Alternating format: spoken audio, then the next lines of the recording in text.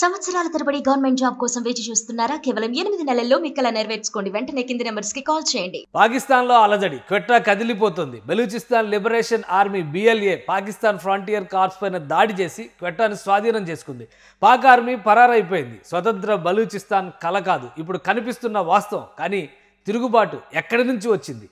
స్వాతంత్ర బలూచిస్తాన్ నిజంగా సాకారమైనట్టేనా? 1947లో పాకిస్తాన్ ఏర్పడినప్పుడు కలాత్ ఒక స్వతంత్ర సంస్థానం. కాశ్మీర్ లాగానే భారత్తో బంధాన్ని కోరుకుంది. కానీ 1948లో కాశ్మీర్ దురాక్రమణకి గురైనట్టే కలాత్ని కూడా పాకిస్తాన్ లాగేసుకుంది.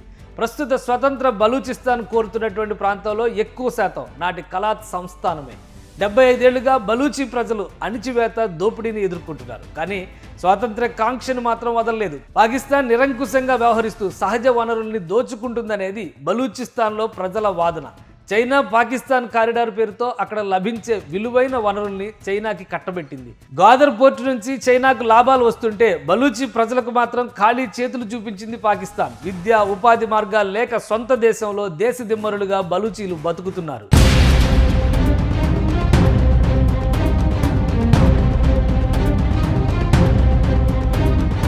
పాకిస్తాన్లో 44% భూభాగం బలూచిస్తాన్దే. కానీ బలూచిస్తాన్లో 40% మంది ప్రజలు దారిద్ర్య రేఖకు దిగువన ఉన్నారు. 70% మందికి స్వచ్ఛమైన నీరు లేదు. పాక్ సైన్యం బలూచి నాయకుల్ని అదృశ్యం చేస్తూ ఊచకోత కొనసాగిస్తోంది. ఫలితంగా బలూచిస్తాన్ లిబరేషన్ ఆర్మీ 2000 సంవత్సరం నుంచి బలమైన సాయుధ పోరాటం మొదలుపెట్టింది. తాజాగా క్వెట్టా దాడి ఒక గేమ్ చేంజర్. క్వెట్టాని స్వాధీనం చేసుకున్న BLA పాక్ ఆర్మీని తరిమేసింది.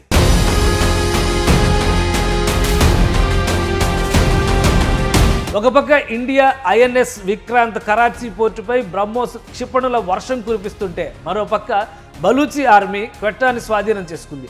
2 దాడుల నడుమ పాకిస్తాన్ ఉక్కిరిబిక్కిరి అయ్యి ఊపిరి పీల్చుకోలేకపోతోంది.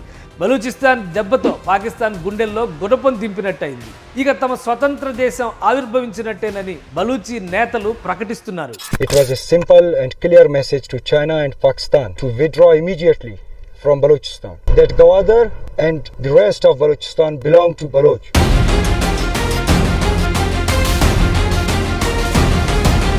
బలూచి ఐక్యత, అంతర్జాతీయ ఒత్తిడి, ఆర్థిక సంక్షోభం ఇవి స్వతంత్ర బలూచిస్తాన్ ముందున్న అవకాశాలు, పరిమితులు.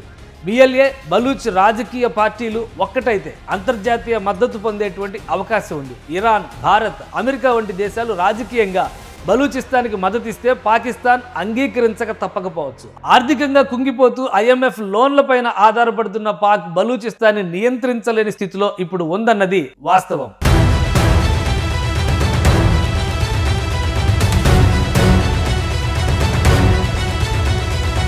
భారత్, పాక్ మధ్య యుద్ధ మేఘాలు కమ్ముకున్న పరిస్థితిలో పాక్ ఆర్మీ పూర్తిగా ఆ ప్రాంతంపై పట్టుకోల్పోయింది.